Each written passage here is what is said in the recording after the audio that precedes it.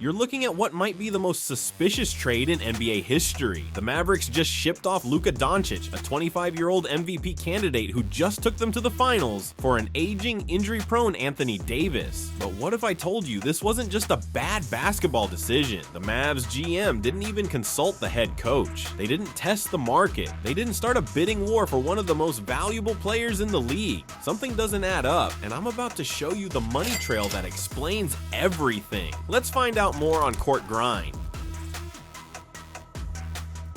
The trade that makes zero basketball sense. You're probably still in shock after hearing about this trade. I mean, who trades away their 25-year-old franchise player who just took them to the finals? Let's break down why this makes absolutely no sense. The Mavericks' official story is that they traded Luka because defense wins championships, and they weren't sure if he'd sign a supermax contract. Are you kidding me? That's like saying you're trading away your Ferrari because you're worried about gas prices. Here's the thing, Luka never gave any indication he wanted to leave Dallas, not once. The Mavs GM even admitted Luka never threatened to leave or reject the Supermax, so why trade away a generational talent who's happy where he is? It's like breaking up with someone because you're afraid they might break up with you someday, even though they've shown zero signs of wanting to leave. If the Mavs really wanted to trade Luka, why didn't they test the market?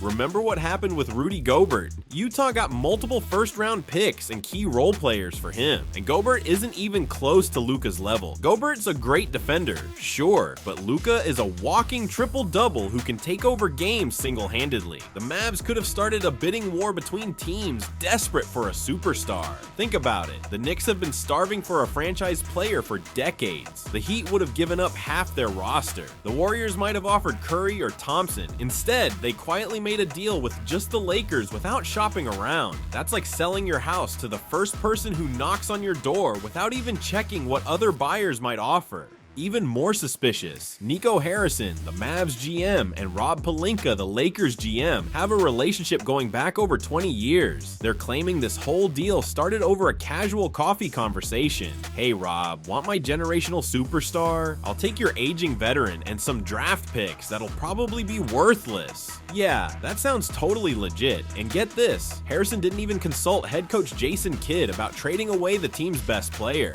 What GM makes a franchise-altering move without talking to his head coach? That's like a surgeon removing your appendix without telling the anesthesiologist. It just doesn't happen unless something shady is going on. LeBron James claims he was completely blindsided by the trade. Sure, the guy who has controlled every major Lakers move since arriving in LA had no idea this was happening. This is the same LeBron who reportedly handpicked Russell Westbrook and Anthony Davis. The same guy who's known for his meticulous involvement in team building suddenly had no clue about acquiring one of the league's best players. Come on. What makes this even more absurd is that the Mavs are trading a young MVP candidate for an injury-prone 31-year-old. Anthony Davis is incredible when healthy, but that when healthy part is doing a lot of heavy lifting. Over the last 3 seasons, Davis has missed about 30% of regular season games. That's like trading in your brand new Tesla for a vintage sports car that breaks down every other week. The package Dallas received doesn't even come close to Luka's value. Some draft picks that will likely be late first rounders since the Lakers will be winning with Luka. Austin Reeves, who's a solid role player but nowhere near star level. This isn't just a bad trade, it's so lopsided it makes the James Harden to Brooklyn deal look fair.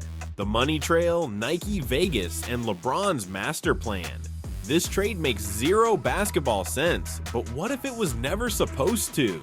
Let's take off our basketball jerseys and put on our detective hats because this whole situation reeks of a business conspiracy. Remember when Mark Cuban said he'd rather divorce his wife than trade Luka? Well, guess what? Cuban's not running the show anymore. He sold most of his stake last year, and the new bosses have completely different priorities. The majority owners now, the Adelson and Dumont families, who just happened to call Las Vegas home. Coincidence?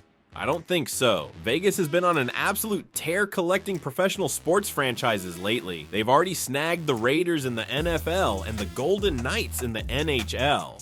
What's the missing piece in their sports empire collection? That's right, an NBA team, and now they've got control of the Mavericks. See where I'm going with this? This isn't even a new strategy. We've watched this exact playbook unfold with other franchises like the Oakland A's. The formula is actually pretty simple. New owners want something the current city won't give them, like a shiny new arena with taxpayer money. So what do?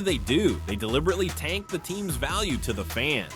First step in the relocation playbook, trade away your biggest star, check. Next, watch attendance numbers plummet as fans get angry and stop showing up. The team starts losing more games without their superstar. Then comes the perfect excuse. Dallas just isn't supporting this team anymore. We have no choice but to move to a city that appreciates basketball. And boom, the Mavericks suddenly become the Las Vegas Aces 2.0, playing in a brand new arena connected to a casino where the real money gets made. But wait, the conspiracy goes even deeper. Let's talk about the Nike connection nobody's discussing. Did you know Mavs GM Nico Harrison spent nearly 2 decades, 19 years, at Nike before joining Dallas? That's not just a job, that's a career. Those are some serious corporate loyalty ties. While Luka is already one of Nike's biggest basketball assets, putting him in the Los Angeles market is like upgrading from business class to a private jet. The brand exposure in LA versus Dallas isn't even comparable. And then there's LeBron in all of this. 2 years ago, he publicly announced his ultimate goal is owning an NBA team in Las Vegas. Not just any team, specifically a Vegas team. So let me get this straight. LeBron wants a Vegas team. The new Mavs owners are from Vegas. Luka mysteriously gets traded to LeBron's team. And we're supposed to believe this is all about basketball. Come on, this whole trade screams of backdoor deals and power moves. The old NBA was about basketball. Today's NBA is about billion-dollar business deals negotiated in luxury suites. The real game day strategy happens in boardrooms with spreadsheets, not on courts with playbooks. Think about the timing too.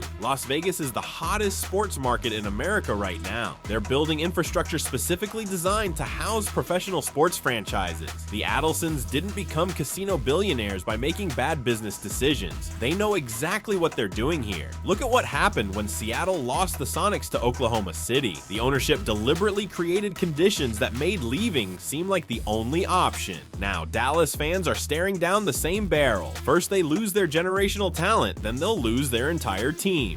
What we've seen with this Luka trade isn't some isolated incident. Remember what happened with Chris Paul's blocked trade to the Clippers? The NBA straight up vetoed it because they were worried about their financial interests. And don't forget how the Seattle Supersonics suddenly became the Oklahoma City Thunder, all because ownership wanted a new arena and market that would make them more money. One insider put it perfectly. This was never about defense wins championships. This was a calculated business decision, a move designed to shift power, maximize profits, and set the stage for something much bigger. That's the reality of pro sports today. The next time you see a trade that makes you scratch your head, just follow the money. Trust me, there's always a business angle hiding behind those basketball reasons. The real championship games? They're happening in boardrooms with spreadsheets, not on courts with basketballs. Now you know how the game is really played.